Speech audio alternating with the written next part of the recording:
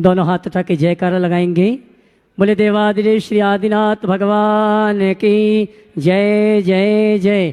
देवादिदेव श्री महावीर भगवान की जय जय जय। गोमटेश्वर बाहुबली भगवान की जय जय जय। संत शिरोमणि गुरुवराचार्य श्री विद्यासागर जी महाराज की जय जय जय। नवाचार्य श्री समय सागर जी महाराज की जय जय जय। गुणायतन पीड़िता संघ का संविधान भावनायक प्रवर्तक जन जन किशन प्रखर वक्ता बोले परम पूज्य मुनि श्री प्रमाण सागर जी महाराज की जय जय जय। मुनिवर श्री निर्वेक सागर जी संधान सागर जी महाराज की। देवी अहिल्या की नगरी मालवा की शान, इंदौर दिगंबर जैन समाज की शान, जिसने इंदौर जैन समाज को पूरे भारतवर्ष में प्रसिद्धि दिलाई है।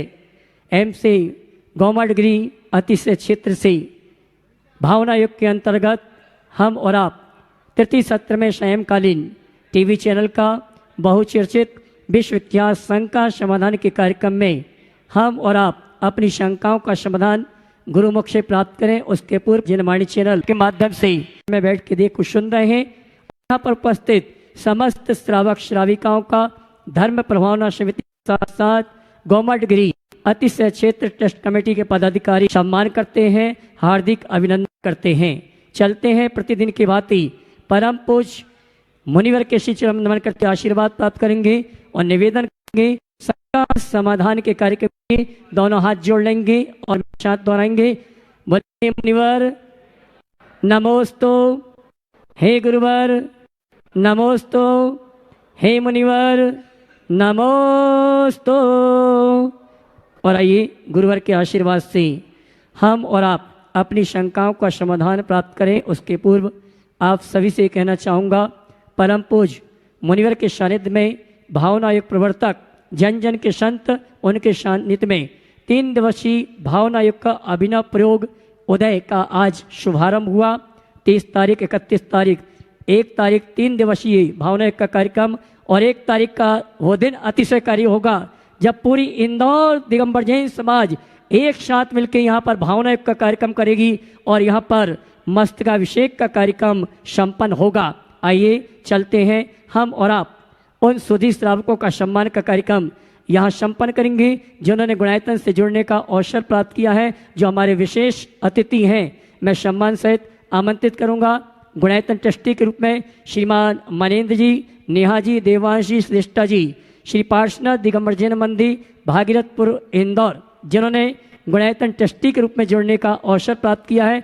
मैं सम्मान से आमंत्रित करूंगा। वे आए परम पूज्य मुनिवर के श्री चरण नमन करते गुरुवंदना का सौभाग्य प्राप्त करेंगे और उनके सम्मान के लिए मैं सम्मान सहित आमंत्रित करूंगा हमारे गुणायतन के शिरोमणि संरक्षक श्रीमान सुधीर जी पाटनी और गौमा डिग्री ट्रस्ट कमेटी से श्रीमान सुभाष जी सावरिया ये आएंगे। हमारे सम्मानी श्रीमान मनेन्द्र जी, नेहा जी परिवार का सम्मान का कार्यक्रम संपन्न करेंगे और मैं चाहूँगा ऐसे परिवार के लिए आपकी जोरदार तालियां बजनी चाहिए। श्रीमान सुभाष जी सावरिया और हमारे सुधीर जी पाटनी शिरोमणि संरक्षक, मैं ये कहना चाहूँगा सुभाष जी सावरिया उन्होंने अपने दोनों पुत्रों को गुणायतन ट्रस्टी बनाने का अवसर दिया है और उन्होंने ये कहा कि आगे चल के मैं भी गुणायतन से विशेष रूप से जुड़ने का भाव रखता हूँ। ऐसे सुभाष जी और हमारे सुधीर जी पाटनी शिरोमणि संरक्षक सम्मान का कार्यक्रम संपन्न कर रहे हैं। और आइए इसी क्रम में मैं आमंत्रित करूंगा आगरा से हमारे बीच रोविन जी, राहुल जी उपस्थित हैं। वे आए और परम पूज्य मुनिवर के श्री चरण नमन करते गुरुवंदना का सौभाग्य प्राप्त करेंगे। श्रीमान रोविन जी, राहुल जी आगरा, इनके सम्मान के लिए मैं आमंत्रित करूंगा हमारे गुणायतन के शिरोमणि संरक्षक धर्म प्रभावना समिति के महामंत्री भाई हर्ष जी ये आएंगे साथ में, और गुणायतन ट्रस्टी भाई अनिल जी खातीवाला टैंक ये आएंगे। हमारे सम्माननीय भाई रोविन जी, राहुल जी आगरा, इनका गुणायतन परिवार की ओर से और गौमा डिग्री ट्रस्ट परिवार की ओर से, धर्म प्रभावना समिति की ओर से, और साथ में मैं आमंत्रित करूंगा हमारे सौरभ जी पाटोदी, जिन्होंने अपनी जो दादा के भाव थे उन भावों को पूरी समाज के साथ मिलकर, पूरी ट्रस्टियों के साथ मिलकर, साथ में भरत बाबू के साथ मिलकर यहाँ की जो योजनाएं हैं, जो संकल्प है, उन योजनाओं। राहुल जी आ जावे और राहुल जी के सम्मान के लिए मैं आवाज दूंगा। हमारे सौरभ जी पाटवादी वे आ जावे और साथ में गुणायतन ट्रस्टी गुमास्ता नगर से श्रीमान प्रतिपाल जी टोंगिया। मैं चाहूंगा राहुल जी का सम्मान हो रहा है, आप अनुमोदना में ताली बजा के। और आइए चलते हैं हम और आप आज का विशेष शंका समाधान का कार्यक्रम प्रारंभ करते हैं। और आप सभी की ओर से निवेदन करूंगा मुनिवर संधान सागर जी महाराज से। और आइए मैं आप सभी की ओर से निवेदन करूंगा मुनिवर संधान सागर जी महाराज से दोनों हाथ उठा के जयकारा लगाएंगे। बोले परम पूज मुनिश्री प्रमाण सागर जी महाराज की। चलते हैं गुरु चरणों में। जो 9 वर्ष का उत्कर्ष करने वाला ऐसा इस भावना युग का विशेष इंदौर वालों को गुरुवर के आशीर्वाद से और सौगात मिली। और उस उदय के आज जितने पार्टिसिपेट हैं उन ही लोगों को आज यह अवसर प्रदान किया जाएगा जो यूनिफॉर्म में हैं और यहाँ पर उपस्थित हैं। वे लोग अपना प्रश्न करेंगे जैसा गुरु आदेश हुआ है। लेकिन आज अपने बीच में राणापुर से पवन जी अग्रवाल अपने पूरे परिवार के साथ में है। एक बार जोरदार तालियों से उनका स्वागत अभिनंदन कर दें। एक प्रश्न वे करेंगे, उसके बाद में पूरा का पूरा यह सत्र उदय के लिए समर्पित। वे अपना प्रश्न कर रहे हैं और उसके बाद में उदय की पार्टिसिपेंट दिविसा जी जैन तैयार रहे। गुरुदेव के चरणों में त्रिबार नमोस्तु। गुरुदेव में राणापुर अग्रवाल दिगंबर जैन समाज का अध्यक्ष होने के नाते मैं एक प्रश्न पूछ रहा हूँ गुरुदेव कि हमारा मंदिर 100 वर्ष पुराना हो चुका है, उसे नवनिर्मित करना है, अतः उसको तोड़ने में और वापस से नया बनाने में मुझे अध्यक्ष होने के नाते क्या दोष लगेगा, यह कृपया मुझे मेरी शंका का समाधान करें। नमोस्तु गुरुदेव। मंदिर तोड़ना पाप है, लेकिन 4 शब्दों को ध्यान रखें। Construction for construction, construction for destruction, destruction for construction और डिस्ट्रक्शन फॉर डिस्ट्रक्शन। तो हम किस लिए करें? कंस्ट्रक्शन फॉर कंस्ट्रक्शन नया निर्माण और डिस्ट्रक्शन फॉर कंस्ट्रक्शन पुराने का जीर्णोद्धार है। अगर हम उसको गिराएंगे नहीं तो बनाएंगे कैसे? नहीं गिराएंगे तो प्रकृति गिरा देगी। तो आपका उद्देश्य क्या है? आप किस भाव से वो कार्य कर रहे हैं? यदि आप निर्माण के भाव से तोड़ते हैं तो वो तोड़ना भी निर्माण है, और विध्वंस के भाव से निर्माण करते हैं तो निर्माण भी विध्वंस है। ऐसा समझ के चलो। दिविसा जी जैन, उसके बाद में सुनिधि जैन। नमोस्तु महाराज जी। आप पूरे मुनि संघ के चरणों में बारंबार नमोस्तु।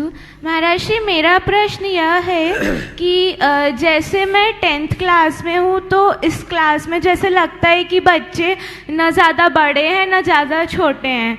तो मतलब अब इसके बाद सब पूछते हैं कि क्या सब्जेक्ट लेना है, क्या बनना है। तो महाराज जी, इस सिचुएशन में हम क्या करें और हम अपना करियर ऐसा क्या चूज़ करें कि हमारे माता पिता भी खुश रहें और हमारे गुरुजी भी खुश रहें? ये जो समय है, इस समय सही अर्थों में कैरियर काउंसलिंग होना चाहिए। बच्चे क्या सब्जेक्ट चूज करते हैं, उन्हें 4 बातों को ध्यान में रखकर अपना सब्जेक्ट चूज करना चाहिए। पहला, पारिवारिक पृष्ठभूमि, फैमिली बैकग्राउंड कैसी है, बिजनेस की है, सर्विस वाली है, फाइनेंशियल पोजीशन, एफोर्ड करने लायक कितनी है कितनी नहीं। दूसरी बात, स्वयं का इंटरेस्ट किस में, हम अपना किस में रुचि रखते हैं। तीसरी बात, अवसर कहाँ है, और चौथी बात, संभावना किस में। इन 4 बातों को ध्यान करके उनमें भटकाव नहीं होता। लेकिन आजकल एक फैशन चल पड़ा है, हमें IIT करना, हमें CA करना, हमें MBA करना है, हमें नीट करना है और हमें बाहर जाना है। ये फैशन ठीक नहीं। IIT, CA, MBA, नीट अच्छी बात है, पर सब लोग आईआईटी करें ऐसी बात नहीं। कैरियर केवल आईआईटी वालों का नहीं होता और बाहर जाना भी जरूरी नहीं है। हम अपनी परिस्थितियों को देख कर निर्णय करें और जॉब करना जीवन का लक्ष्य नहीं होना चाहिए। हमारा उद्देश्य जॉब देने का होना चाहिए, जॉब करने का नहीं। अगर जॉब देने का लक्ष्य रखना है तो हमें अपनी पढ़ाई भी उसी तरीके से करना चाहिए। ओम। सुनिधि जैन अगला प्रश्न कर रहे हैं और हर्षित चौरड़िया खाचरोद तैयार रहें। त्रय मुनिराजों के चरणों में मेरा नमोस्तु, छुल्लक जी के चरणों में इच्छामि। महाराज जी, मेरा प्रश्न है कि हम कहते हैं एफर्ट करने चाहिए, बट वो एफर्ट्स कैसे करने चाहिए? अगर उन एफर्ट से सक्सेस मिल जाती है तो एफर्ट्स रंग लाए, बट अगर सक्सेस नहीं मिलती है तो उन्हीं एफर्ट्स हम सिचुएशन को कैसे हैंडल करें? नमोस्तु। देखो, सबसे पहली बात तो ये है कि हमारे हाथ में एफर्ट है, रिजल्ट नहीं। समझिए, तो हमारे पास जो है वो हमें करना चाहिए। अब रहा सवाल रिजल्ट का, तो किसी एक निर्धारित लक्ष्य को प्राप्त करना ही सफलता है, ये भ्रांति तोड़ देनी चाहिए। किसी लक्ष्य को प्राप्त करने के लिए हमें हमेशा प्रयास करना चाहिए, लेकिन यदि कदाचित उसमें सफल न हो तो अपने आप को विफल नहीं मानना चाहिए। खासकर तुम जैसे विद्यार्थियों के लिए जो प्राय प्रतियोगी परीक्षाओं की तैयारी में लगते हैं और तुम लोगों को पहले से तय सीट अगर 100 है तो पार्टिसिपेंट 10,000, तो बाकी तो बाहर जाएंगे, ये तो पहले से तय है। इसलिए घबराना नहीं चाहिए, नए अवसर तलाशना चाहिए, नई संभावनाएं देखनी चाहिए और उसके अनुरूप अपना लक्ष्य गढ़कर जीवन को आगे बढ़ाना चाहिए। नमोस्तु महाराज। हर्षित चौरड़िया खाचरोद और उसके बाद में परी जैन तैयार रहे। नमोस्तु महाराज श्री। भारतीय महाद्वीप में क्षेत्र में जैन श्रमण संस्कृति का एक यशस्वी और ऐतिहासिक उपस्थिति रही है, जो हमें हमारे शास्त्रों से और गुरुवाणी से पता चलता है। पर प्रायः ये देखने में आता है कि आम जनमानस में और मुख्यधारा के बुद्धिजीवी मंचों पे जैन इतिहास के बारे में कम समझ या कम जागृति देखने में आती है। और कई बार शासन प्रशासन के मंचों पे भी हम अपने विरासत को बचाने के लिए, हमारी विरासत को सहेजने के लिए, अपने पक्ष को रखने के लिए पुख्ता प्रमाणों को इकट्ठा करने में थोड़ी मुश्किल होती है। गुरुदेव, ऐसी स्थिति में ऐतिहासिक शोध कार्य, शोध पीठ और शोधार्थियों को बढ़ावा देने के दिशा में जैन समाज किस तरीके से आगे बढ़ सकता है और उसका स्वरूप क्या होगा? गुरुदेव, बहुत ही गंभीर सवाल आपने पूछा है। जब मेरा माइक ठीक हो तो पूछो तो ज़्यादा अच्छा संदेश दे पाऊंगा, फिर भी उत्तर तो देता ही हूँ। देखिए, ये बात सही है,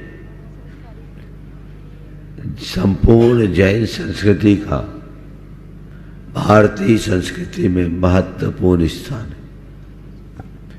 जैन संस्कृति भारत की प्राचीनतम संस्कृति रही। भारतीय संस्कृति की मुख्य 2 धाराएं रही, श्रमण धारा और वैदिक धारा। श्रमण धारा का मूल प्रतिनिधित्व जैनों ने किया, बाद में बौद्ध जुड़े।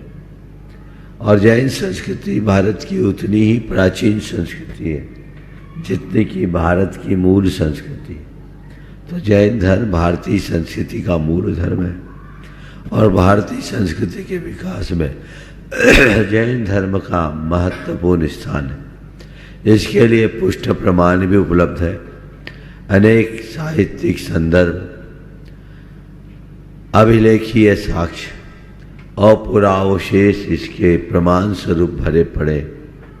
पर दुर्भाग्य है कि सांप्रदायिक अभिनिवेश से प्रेरित कतिपय लोग जैन इतिहास को ठीक ढंग से प्रस्तुत नहीं करते, उसे पक्षपातपूर्ण तरीके से प्रस्तुत करते और भारतीय इतिहास के अछूते रहस्य को छिन्न भिन्न करते। और दूसरा कारण हम लोगों की तरफ से भी रहा है कि हमारी तरफ से कुछ ऐसी उदासीनता रही कि हमने इतिहास के अध्ययन, अनुशीलन और उसके प्रचार प्रसार में जितनी प्रगाढ़ रुचि और तत्परता दिखानी चाहिए उससे दूर रहे। आज भी हमारे पास समय है कि हम अपना समय और शक्ति ऐसे इतिहास के शोध खोज में लगाए, संसाधन लगाए और तथ्यात्मक तरीके से विश्व पटल में उन्हें रखें। आपको सुनकर आश्चर्य होगा, तमिलनाडु का इतिहास जब मैं पढ़ रहा था तो ऐसा लिखा कि तमिलनाडु से, तमिल साहित्य से यदि जैन साहित्य हटा दिया जाए तो वहाँ कोई प्राचीन साहित्य नहीं बचेगा। तमिलनाडु जैन संस्कृति का एक बड़ा केंद्र था और आज वहाँ सब नष्टप्राय हो गया। अभी भी वहाँ एक बड़ा संकट आया हुआ है। मेरे पास निवेदन आया है, गला ठीक होने के बाद मैं उस पर प्रकाश डालूंगा। लेकिन भारत के इतिहास को हमें ठीक तरीके से समझना चाहिए। मैं सभी जैनियों को बोलूँगा कि आप अपने इतिहास को पढ़िए।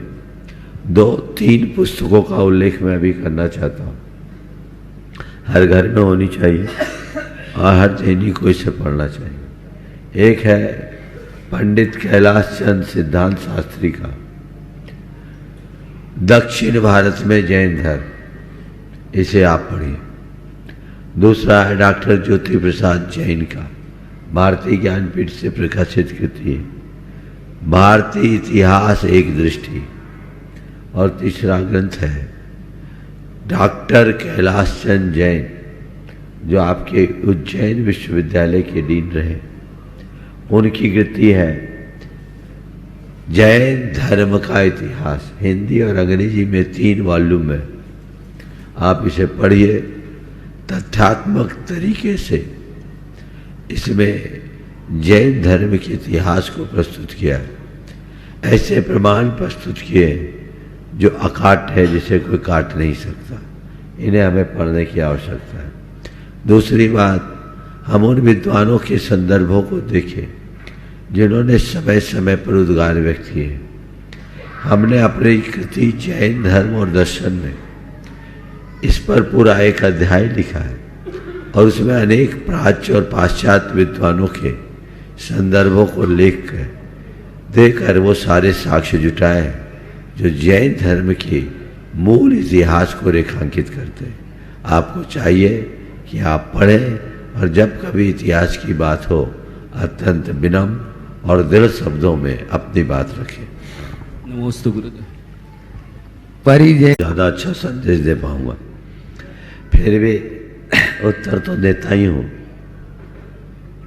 देखिए, और उसके बाद में सम्यक जैन तैयार रहे। गुरुवर के चरणों में नमोस्तु और छुल्लक जियों के चरणों में इच्छामि।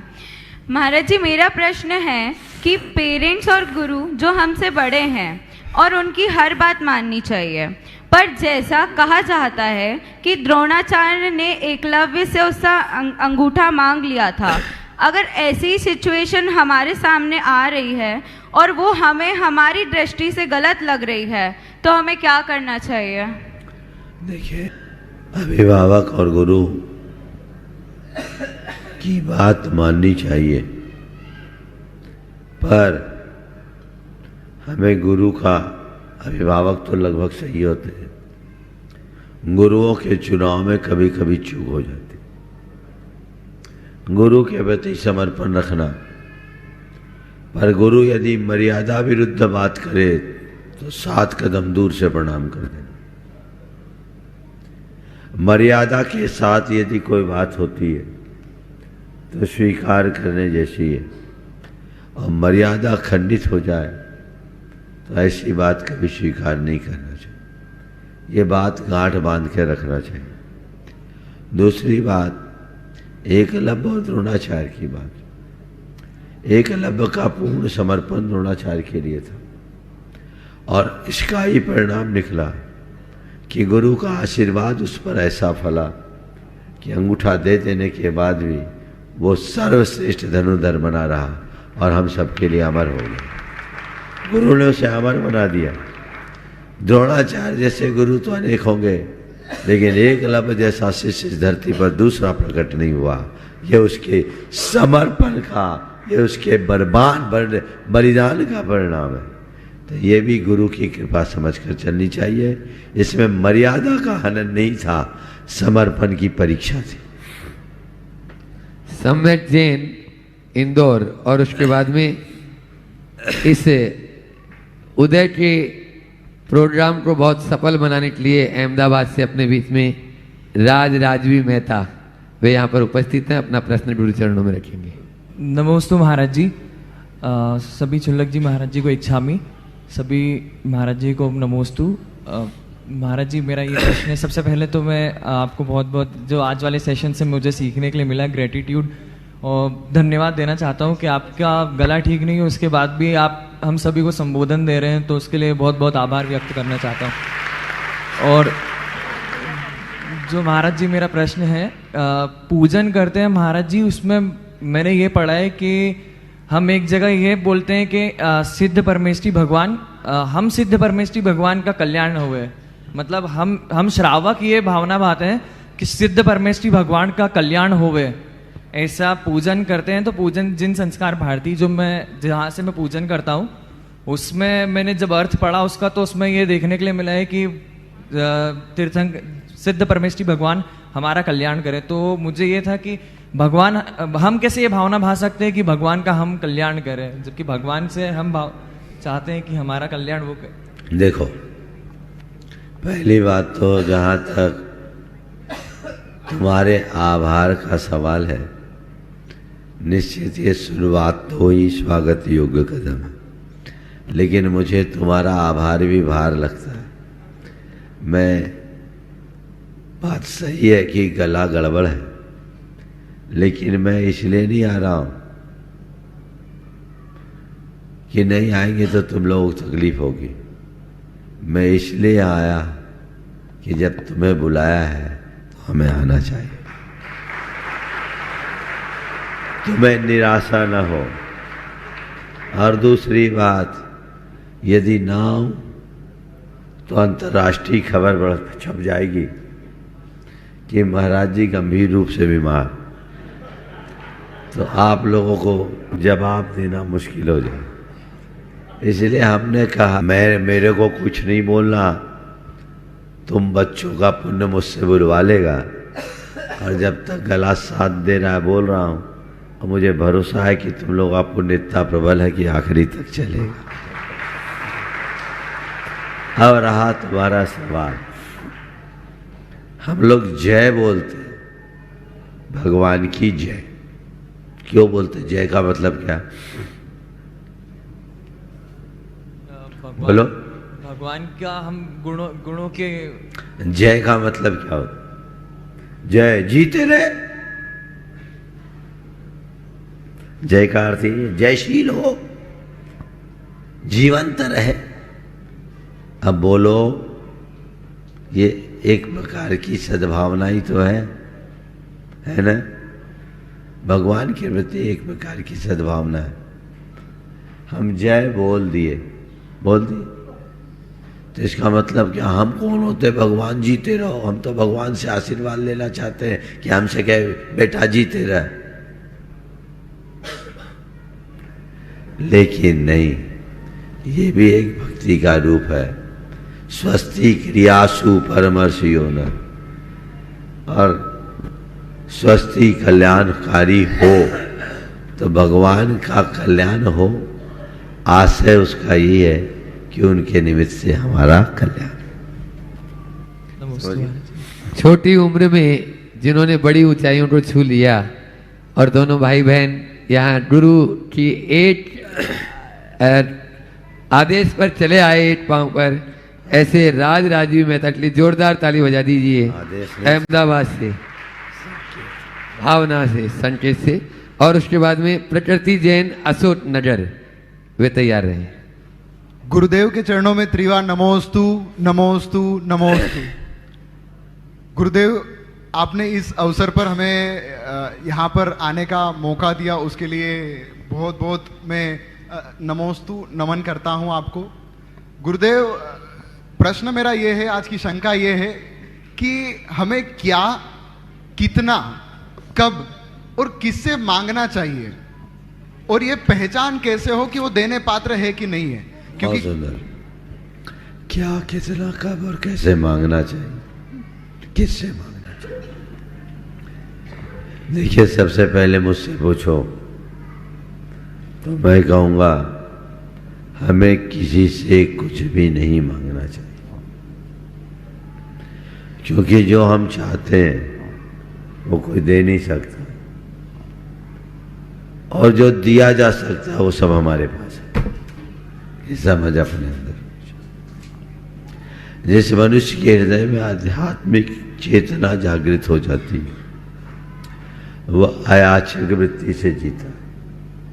याचना दीनता का द्योतक है। हमें दीन नहीं, स्वाधीन बनना चाहिए। हमारा अध्यात्म शास्त्र कहता है, तुम अनंत शक्ति के भंडार हो, अपनी शक्तियों को उद्घाटित करो तो तुम्हारा बेड़ा पार है, तुम्हारे जीवन का उद्धार। हम अपनी शक्तियों को उद्घाटित करें, उसके अनुरूप प्रयत्न करें, चीज़ें अपने आप। तो जब हम अपने आत्म स्वरूप को समझ लेते हैं तो मांगने जैसा कुछ बचता ही नहीं। आप लोग मांगते हो, भगवान से मांगते हो, गुरु से मांगते हो, अपने माता पिता से मांगते हो, अपने इष्ट मित्रों से मांगते हो, जो से संपर्क बन जाए, चाहे जिसके आगे हाथ फैला लेते हो। पहली बात तो ये देखो, भगवान और गुरु से तुम क्या मांग रहे हो? तुम जो भी भगवान और गुरु से मांग रहे हो वह सब चीज़ें हैं जिन्हें भगवान ने अपनी आत्मा का अहितकारी मानकर छोड़ दिया। तो भगवान भला वो तुम्हें क्यों देना चाहेंगे? तो भगवान तो हंसते हैं, गुरु भी सोचते हैं कि ऐसा नादान है, जो चीज़ें मैंने छोड़ दी वही मांग रहा है, अपने आप को दुखी बनना चाहता। तो उनसे कुछ मत मांगो, मांगना ही है तो सद्बुद्धि मांग लो, अच्छी प्रेरणा मांग लो, जीवन निहाल हो जाए। आम आदमी से मांगने की बात क्यों करो? जब तुम्हारे पास सबल हाथ और समर्थ बुद्धि है तो दूसरे से मांगने की क्या जरूरत है? जो वो उपार्जित कर सकता है वो हम भी उपार्जित कर सकते हैं। इसलिए हमें किसी से मांगना नहीं, पर मुखापेक्षी नहीं मांगना बनना। फिर भी यदि कदाचित मांगना ही है तो अपना लक्ष्य बनाओ, पुरुषार्थ जगाओ और दूसरों से प्रेरणा और सहयोग मांगो। इसके अलावा और कुछ मत।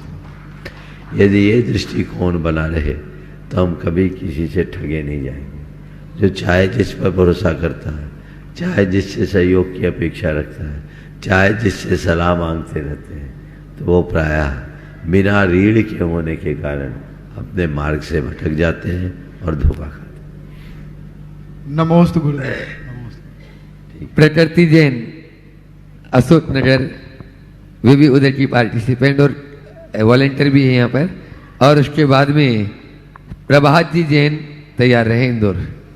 गुरुदेव के चरणों में नमोस्तु नमोस्तु नमोस्तु। सभी क्षुल्लक जीवों के चरणों में इक्षामी इक्षामी इक्षामी। महाराज जी, मेरा प्रश्न यह है कि जब आपने आज बताया था कि हमेशा ग्रेटफुल रहना चाहिए और थैंकफुल रहना चाहिए, पर जब हम ऐसा करते हैं और किसी को थैंक यू बोलते हैं तो लोग बोलते हैं कि तुम्हें फॉर्मल होने की ज़रूरत नहीं है, इतनी फॉर्मेलिटी मत करो। तो उस सिचुएशन में हमें कैसे रेस्पॉन्ड करना चाहिए? बहुत सुंदर। अगर कोई ऐसा बोलता है तो उनको कहो, ठीक है, आपने मुझे नेक सलाह दी, आगे ध्यान दो, थैंक यू। विनम्रता से कहते, बोले हमने फॉर्मल नहीं किया, ये बात हमने गुरु से सीखा है, पर आपसे एक रिक्वेस्ट है, थोड़े दिन आप प्रैक्टिस करके देखो, आपको बहुत आनंद आएगा। उनको भी अंत तक थोड़ा प्रेरणा तो दे ही दो। नमस्ते महाराज। सम्यक जैन और उसके बाद में प्रिया जैन बंडा तैयार है। नमोस्तु महाराज जी। महाराज जी, मेरा प्रश्न है कि परिवर्तन ही प्रकृति का नियम है, पर जो मॉडर्नाइजेशन आते जा रही है, नव युग आते जा रहा है, तो हम लोग दिखावटी बनते जा रहे हैं, हम वेस्टर्नाइजेशन को कॉपी करते जा रहे हैं, और उसका असर हमारे धार्मिक, राजनीतिक, सामाजिक हर चीज़ों में उसका प्रभाव आने लगा है। तो हम इस प्रभाव से कैसे बचे और हमारे धर्म को कैसे संरक्षित करें इस मॉडर्नाइजेशन से?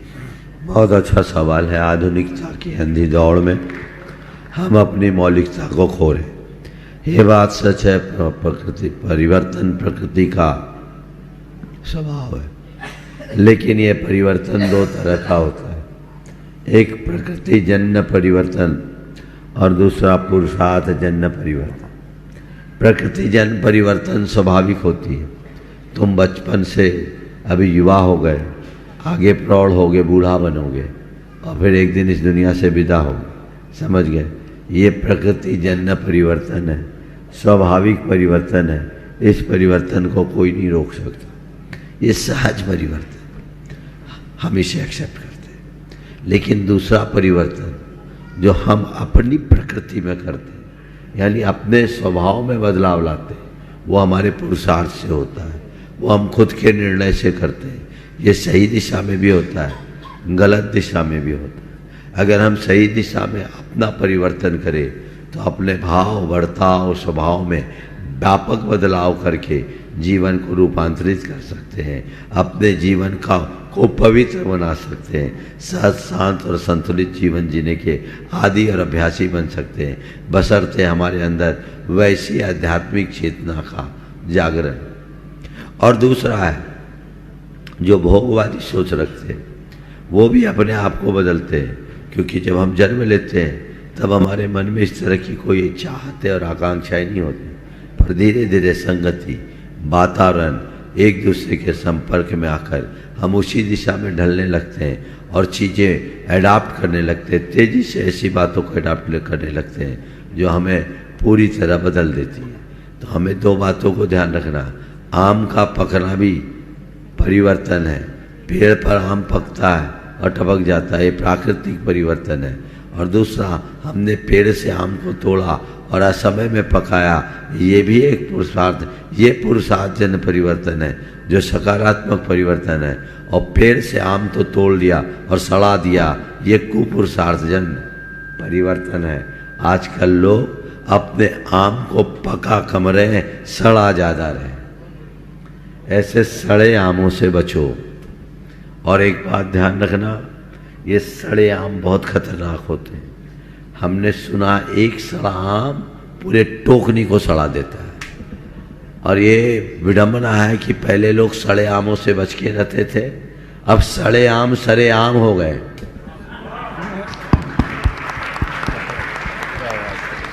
ये सरे आम है और सारे आमों को सड़ा रहे हैं। तुम सारे नौनिहाल बहुत मीठे आम हो, मुंबई का हापुस एक नंबर का, सड़ने से बचना चाहते हो तो सड़े आमों से दूर रहो। संकल्प कर लो, प्रण कर लो। हमें इस हवा से अपने आप को बचाना है, अपने जीवन को सही दिशा में आगे बढ़ाना है। ऐसी सोच अपने अंदर बना लोगे, जीवन निहाल हो जाएगा। चाहे जो परिवर्तन करना, मौलिकता को खंडित मत करना। और सदैव एक बात को ध्यान रखना, हम भारतीय हैं, भारतवासी हैं, पूरब के वासी हैं। हम सारी दुनिया को उजाला देने वाले हैं। सूरज पूरब से उगता है, पश्चिम का उजाला तो हमारे यहाँ से जाता है। जो शाम को होता है वो हमें अंधेरे में ले जाता है और सुबह का सूरज हमें उजाला से भर देता है। तो हमें केवल और केवल सुबह के सूरज का सत्कार करें। प्रिया जैन बंडा और उसके बाद में प्रगति जैन उदयनगर तैयार रहे। नमस्ते महाराज जी मेरा प्रश्न यह है कि हम जब लाइफ में कोई भी डिसीजन लेते हैं तो नेगेटिव थॉट पहले आने लगते हैं, तो हम इस ओवर थिंकिंग को कैसे कम कर सकते हैं? बहुत सही बात है। कई लोगों के साथ ये बीमारी है।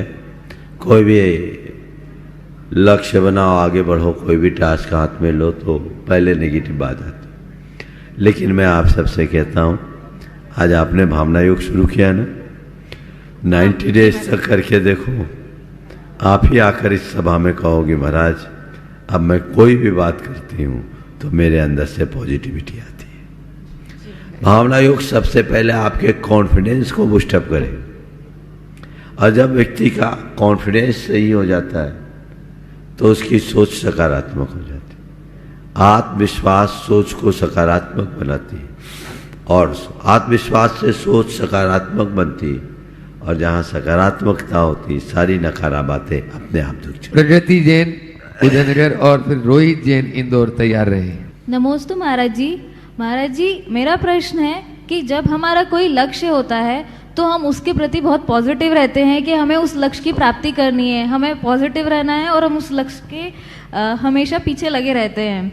और महाराज जी, अगर हमारा वह छोटा सा लक्ष्य भी पूरा हो जाता है तो हमारे पास दो चीज़ें होती है कि अगर हमने प्राप्त कर लिया है वह, तो कहीं वह चला ना जाए, और दूसरा, जब हमारे पास लक्ष्य नहीं होता तो हम नकारात्मक विचारों से घिरे हुए होते हैं।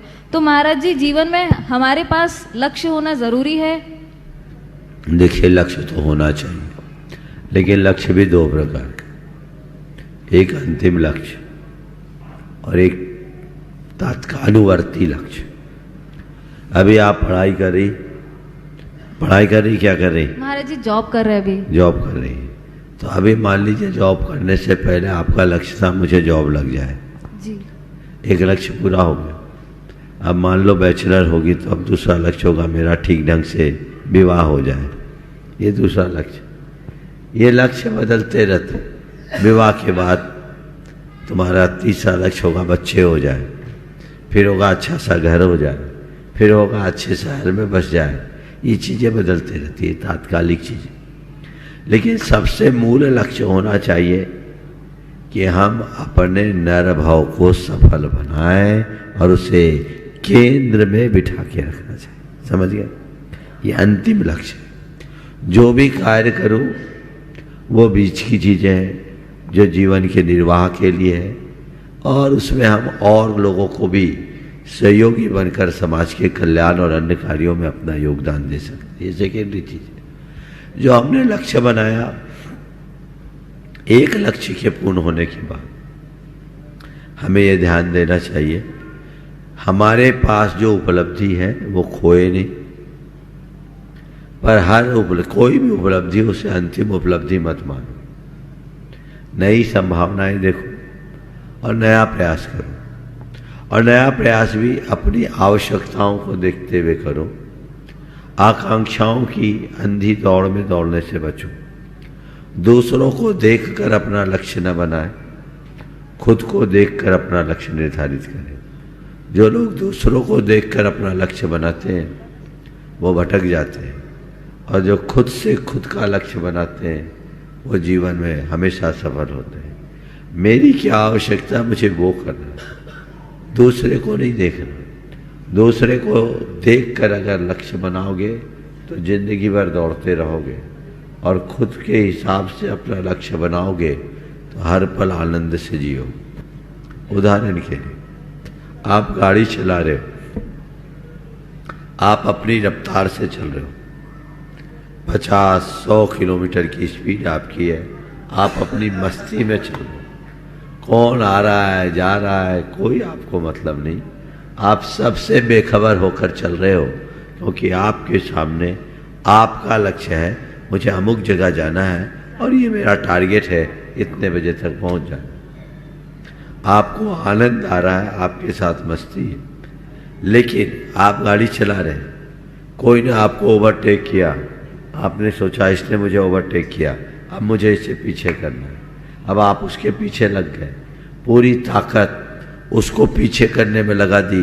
अब गाड़ी चलाने की जो मस्ती थी वो हाथ से निकल गई, और जैसे तैसे उसको पीछे किया, तब तक फिर कोई तीसरा आया, उसने आपको पीछे कर दिया। अब आप फिर उसके पीछे लग गए, तो ये पीछे ही लगे रहोगे, पीछे लग्गू बने रहोगे, जीवन पिछड़ जाएगा। ऐसा मत कर। इसलिए सबसे बोलता हूँ, अपना लक्ष्य बनाओ और अपने लक्ष्य की दिशा में अपना प्रयास करो, अपनी मस्ती में जियो, जिससे जीवन में आनंद का रस भर सके।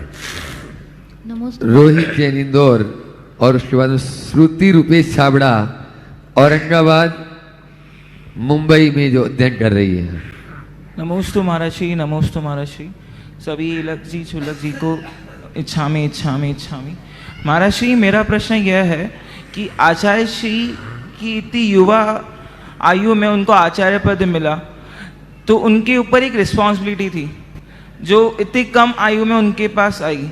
आजकल के युवाओं में इतनी कम एज में जब रिस्पॉन्सिबिलिटी आती है तो वो पूरी तरह से सक्षम नहीं हो पाते हैं, उस रिस्पॉन्सिबिलिटी भी खड़े नहीं हो पाते हैं, तो उसको अमल कैसे करें या उसकी राह कैसे जाए? देखो, ये बात सही है कि आचार्य महाराज 22 वर्ष की उम्र में आचार्य पद से अधिष्ठित हो। निश्चित उनके ऊपर एक बहुत गुरुतर दायित्व था, पर यह दायित्व उन्होंने मांगा नहीं था, उन्हें दिया गया था। और ये सारा दायित्व गुरुनाम गुरु ज्ञान सागर जी महाराज ने उनके भीतर छिपी हुई संभावनाओं को देखते हुए सौंपा था। वो जानते थे कि ये कैसा बेशकीमती हीरा है, और उन्होंने जो दायित्व लिया उसे जीवन भर निभाया। ऐसा नहीं है कि कम उम्र में रहने वाले बड़े दायित्व को पूर्ण नहीं कर सकते। छोटी उम्र वाले लोग भी यदि अपने प्रति जिम्मेदार हों तो बड़े से बड़े दायित्व की पूर्ति कर सकते हैं। परम पूज्य गुरुदेव तो इसके उदाहरण है ही, लेकिन मैंने कई ऐसे लोगों को भी देखा है जो लौकिक क्षेत्र में हो तो आध्यात्मिक क्षेत्र में, लौकिक क्षेत्र में भी मैंने देखा जिनके पिता की अल्प उम्र में मृत्यु हो गई। 12-14 वर्ष की अवस्था में जिसने अपने पिता को खोया और पिता के जाने के बाद अपनी जिम्मेदारी को संभाला, बखूबी निभाया और पिता के साम्राज्य को 10 गुना बढ़ा दिया। ये दायित्व निभाने का उदाहरण।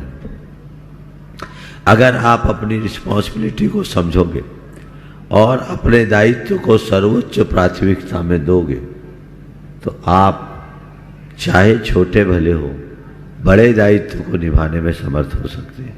इसलिए हमें अगर कोई दायित्व मिला है तो उसे अपनी जिम्मेदारी मानकर निभाना चाहिए। धन्यवाद महाराज जी, नमस्कार। श्रुति रुपेश छाबड़ा मुंबई, और उसके बाद में जो इस पूरे उदय टू प्रोग्राम को देख रही हैं ऐसी रुचि जी बज, जो डुनाइतन के शिरोमणि संरक्षक भी हैं, ट्रस्टी, और उसके उनके साथ में सारे वॉलंटियर भी साथ में रहेंगे और वे 8 प्रश्न कर लेंगे। गुरुवर के चरणों में नमोस्तु नमोस्तु नमोस्तु। गुरुवर, मेरा प्रश्न यह है कि आप जैसे गुरुओं के सानिध्य एवं जैन धर्म की महानता की वजह से मेरे पापा बड़े बड़े दुखों को बड़े आसानी से हंसते खेलते हुए सामना कर लेते। ऐसे ही हम में ऐसी सहनशीलता आने के लिए गुरुवर हमें आपके अपने लिए 4 बातें बताइए। देखिए, बहुत अच्छी बात है। सहनशीलता बढ़ाने के लिए 4 बातें। देखो, सबसे पहली बात तो हमें एक बात को अपने जीवन का ब्रह्म वाक्य बनाना चाहिए, जो सहन करता है वह समर्थ बनता है। क्या बोला? जो सहन करता है वो समर्थ बनता है। दूसरी बात, अगर आपको कहीं कुछ सहने का मौका आ रहा है तो ये सोचिए ये मेरे लिए एक अवसर बन के आ रहा है। यदि मेरे सामने कुछ बुरी स्थितियां हैं जिनको मैं सह रहा हूँ, चाहे वो भौतिक हो या मानसिक, तो ये समझिए ये मेरे निर्माण का एक अवसर बन रहा है। जैसे अवे की आँच में पकने के बाद मिट्टी घड़ा का रूप धारण करती है, वैसी विपरीत परिस्थितियों को झेलने के बाद ही कोई मनुष्य महान बन पाता है। तो ये सोचो, अगर मुझे कुछ सहना पड़ रहा है तो वो मेरे लिए अवसर है। तीसरी बात, थोड़ी आध्यात्मिक रूप से देखो कि यदि मुझे कुछ कह रहा है और हम उसे सह रहे हैं तो समझना मेरा ये कर्म जा रहा है। क्या जा रहा है? क्या जा रहा है? बोलो। कर्म जा रहा है। कर्म जा रहा है। किसी ने तुमसे अपशब्द बोला, गाली बोली, तुमने सुन के अनसुना कर दिया, तुम्हारा क्या गया? उसने जो दिया तुमने लिया नहीं। बस इतना है कि तुमने समता रख ली तो कर्म झड़ गए, और प्रतिक्रिया करती तो और कर्म बंध जाते। तो ये सोचो कि ये मेरा कर्म जा रहा है, ये मेरी तपस्या बनकर है, समस्या हल हो जाएगी। समझ गए?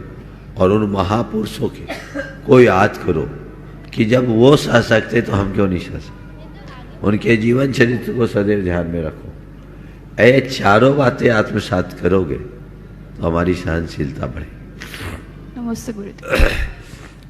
रुचि जी बज सिंगापुर, जो अपने सभी साथियों के साथ में जो रात दिन इस उदय के प्रोग्राम को सक्सेस करने में लगे हुए हैं, एक बार जोरदार तालियों से उनका स्वागत कर देना। मैं चाहूँगा नवीन जी योगाचार्य बरेली जी से अपने बीच में हैं, वे भी उनके साथ में आ जाएं तो ठीक रहेगा। अलग सवाल। हाँ, प्रश्न करें और उसके बाद में तैयार रहेंगी। पुणे से एक पार्टिसिपेट सलोनी जी टोंडिया। नमोस्तु महाराज श्री। प्रश्न काजू भैया पूछेंगे। पूज्य मुनि संघ के चरणों में बारंबार नमोस्तु, पूज्य छुल्लक जी के चरणों में बारंबार इक्षामि। महाराज जी, मैं प्रश्न करूं उससे पहले आपको बताना चाहूंगा कि जो आपके आशीर्वाद से और रुचि दीदी के निर्देशन में जो पूरी उदय की वॉलेंटियर टीम बनी है, महर्षि सभी इतने कर्मठ हैं कि पूरी तन मन धन से और जब जिसको जो कार्य दो पूरे समय पर समर्पित रहते हैं। और हमारे जितने भी पार्टिसिपेंट्स हैं महर्षि, वो सभी हम लोगों को पूर्ण रूप से अपना सहयोग प्रदान कर रहे हैं। महर्षि, मेरा आज का प्रश्न इस प्रकार है कि वर्तमान में यह देखा जा रहा है कि लोग अकेले रहते हैं, तो मैं बोलना चाहूंगा, लोगों के मन में से जिज्ञासा आ रही है कि आज जब वक्त था तो लोग करने से घबराते हैं, अपनों के साथ समय बिताने मुंह को फुलाते हैं, फिर बुरे वक्त में जब खुद को अकेला पाते हैं तब अपने आप को यूं ही कोसते चले जाते हैं। तो हम ऐसा क्या करें कि आज की पीढ़ी लोगों से जुड़ के रहे और अपने आप को अकेला फील ना करके एक यूनाइटेड रूप में, जैसा कि आप कहते हैं संगठन की शक्ति, उसमें अपने आप को जीवन जी सके और आगे बढ़ सके। देखिए, जब अपना अच्छा वक्त हो तो लोगों को अपनाना शुरू कर दो। कभी बुरा वक्त ही नहीं आएगा, और कदाचित आ गया तो तुम्हारे लोग तुम्हें अकेला नहीं रहने देते। समझिए, होता यह है कि लोग अच्छे वक्त में किसी का साथ नहीं निभाते, नतीजा बुरे वक्त में अकेले पड़ जाते। तो हमेशा इस बात को ध्यान रखना चाहिए कि आज मेरा अच्छा वक्त है तो मैं औरों के लिए जितना बन सके अच्छा करने का प्रयास करूँ। दूसरी बात, यदि अपना कोई बुरा वक्त है, हम अपने आप को अकेला महसूस कर रहे हैं, तो एक बात ध्यान रखो, लोग मुझे ना अपनाए ये मेरा दुर्भाग्य है। लोग मुझे ना अपनाए ये मेरा दुर्भाग्य हो सकता है, पर मैं सबको अपना बना लूं ये तो मेरा पुरुषार्थ हो सकता है। तो हम अपने आप को अकेला क्यों माने? लोगों ने हमें अकेला छोड़ा है, लेकिन मुझ में इतना जज्बात होना चाहिए, मेरे अंदर ऐसी भावना होनी चाहिए कि अकेले होने के बाद भी सबको अपना बनाने की सामर्थ्य विकसित कर ले।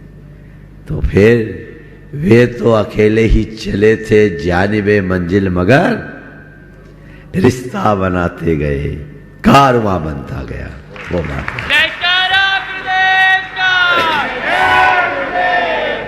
महर्षि, हमारी पूरी टीम को आशीर्वाद चाहिए कि आगे के 2 दिन भी हम बहुत अच्छे से निकाल सके। नमोस्तु महर्षि। सलोनी जी टोंडिया पुणे, और उसके बाद में अंजुजन गुड़गांव प्रामाणिक समूह गुणायतन ट्रस्टी तैयार है। हेलो, नमोस्तु महाराज श्री। मुनीश संत के चरणों में शत शत नमन। महाराज श्री, आपने अपने प्रवचन के दौरान एक सिचुएशन बताई थी जहां पर कि पिता अपनी पुत्री की शादी सामाजिक दिखावे के चक्कर में आकर कर देते हैं, लेकिन बाद में पता चलता है कि सच्चाई कुछ और है। मोर ओवर पता ये भी चलता है कि तमाम प्रकार की बुराइयां भी है। ऐसी सिचुएशन में पुत्री को और उसके माता पिता को क्या करना चाहिए? क्या सामाजिक दबाव के चक्कर में सब कुछ सहन करना चाहिए या फिर गलत के खिलाफ आवाज उठानी चाहिए? नमोस्तु महाराष्ट्री। इस विषय में मैं 2 विचार रखूंगा। सबसे पहला विचार तो ये है कि विवाह संबंध अंदरूनी जानकारी लिए बिना नहीं करना चाहिए, जो आजकल बहुत कम मिलता है। लोग परिवार के संबंध में तो जानकारी प्राप्त कर लेते हैं, पर बेटा और बेटी की वैयक्तिक जानकारी नहीं मिल पाती।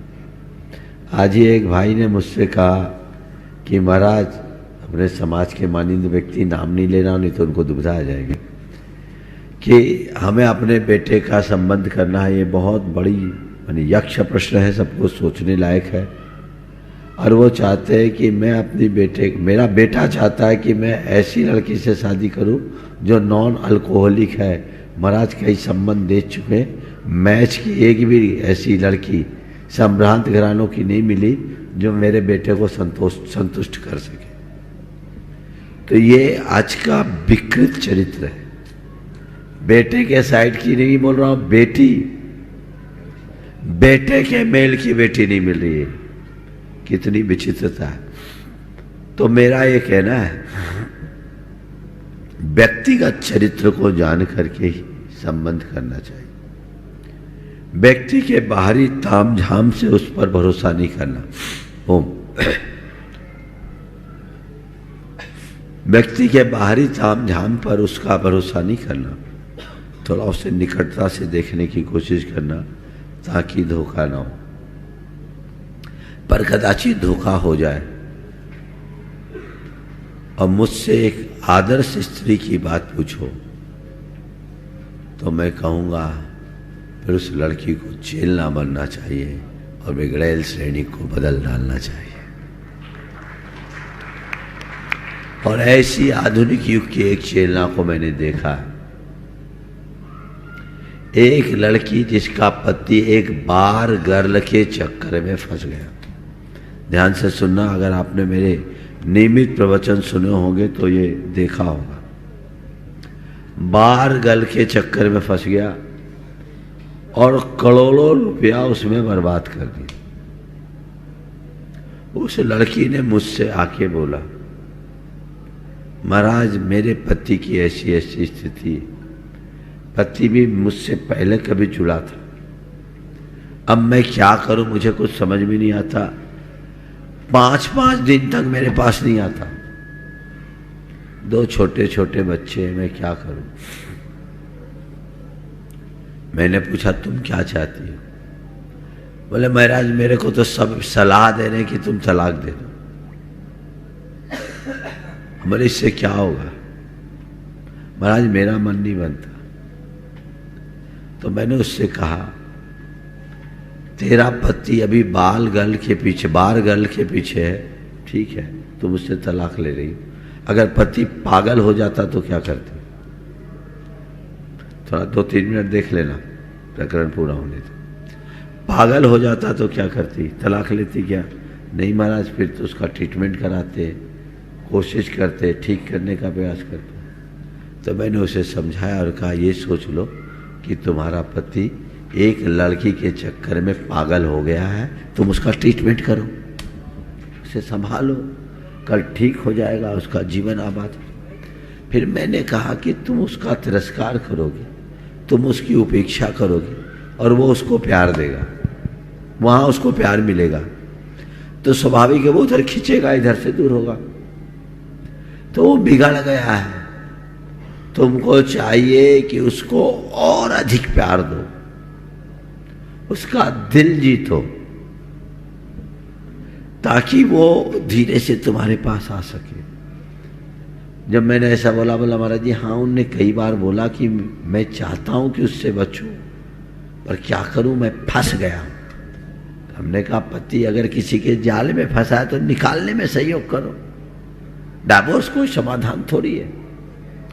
मेरी बात को उसने फॉलो किया और आप सुनकर आश्चर्य करोगे, सबसे पहले उसने अपना शहर बदला, स्थान का नाम नहीं बता रहा हूं, अलग रही।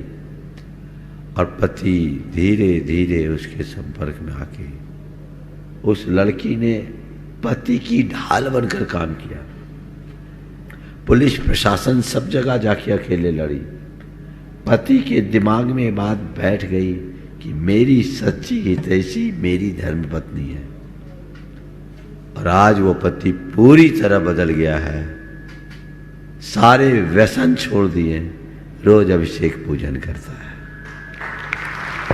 ये ट्रांसफॉर्मेशन है। ऐसा बदलाव भी तो किया जा सकता है। सकारात्मक दिशा ये है, और जैसा आज हो रहा है वैसा करना है, तो फिर किसी अच्छे वकील से मिल लें, 10 केस मान, और फिर अधिक से अधिक भत्ता और अधिक से अधिक संपत्ति वसूलने का रास्ता चुने। क्या बोलते उसको? एलिमनी। हाँ, कौन सी मनी बोलते हैं? जो है भूल रहा हूं मैं। तो वो चीजें कतई सम्यक नहीं, इसलिए इसे समीचीनता से देखकर चलना चाहिए।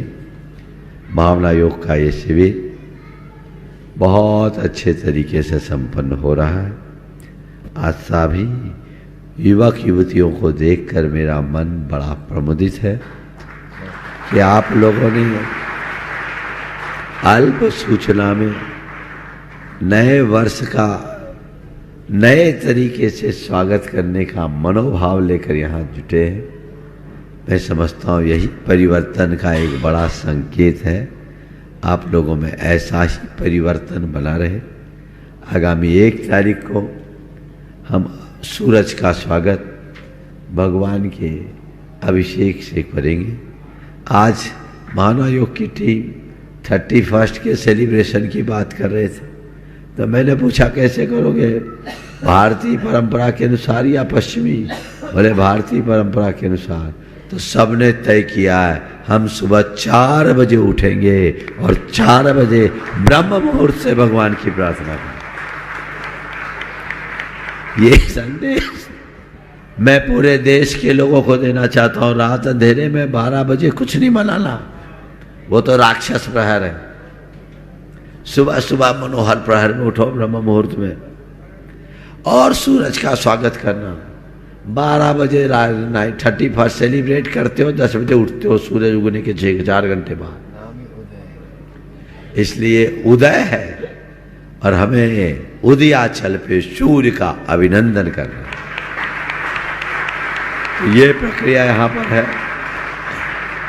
1 तारीख को यहाँ महामस्तकाभिषेक का बृहद आयोजन, उससे पूरा 8 बजे से भावना योग जो सबके लिए है, और 9 बजे से अभिषेक और प्रवचन का कार्यक्रम जो बहुत भव्यता के साथ चलेगा।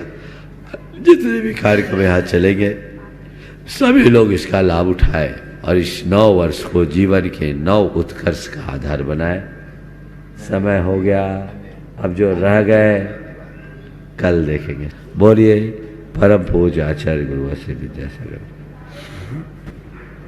परम पूज्य श्री प्रमाण सागर जी महाराज की